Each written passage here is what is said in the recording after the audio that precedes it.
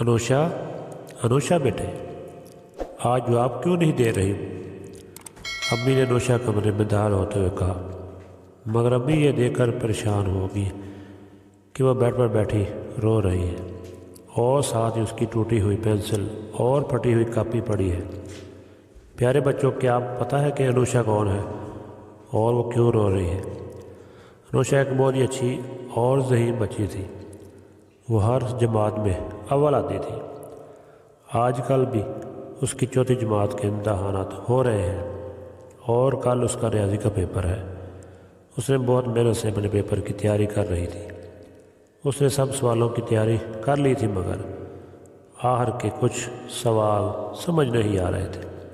اس نے اسے سمجھنے کی بہت کوشش کی، مگر پھر بھی سمجھ نہ آئی۔ اس پر اس نے غصے میں آ کر اپنی پریکٹس کاپی پھاڑ دی اور قلم بھی نیچے پھینک دی۔ جب اس کی امی انوشا کمرے میں اسے دودھ دینے کے لیے آئی تو انہوں نے دیکھا کہ انوشا بیڈ پر بیٹھی ہوئی ہے، اس کی کاپی پھٹی ہوئی ہے اور قلم ٹوٹا ہوا ہے۔ انہوں نے وجہ پوچھی تو انوشا نے ساری بات ان کو بتا دی۔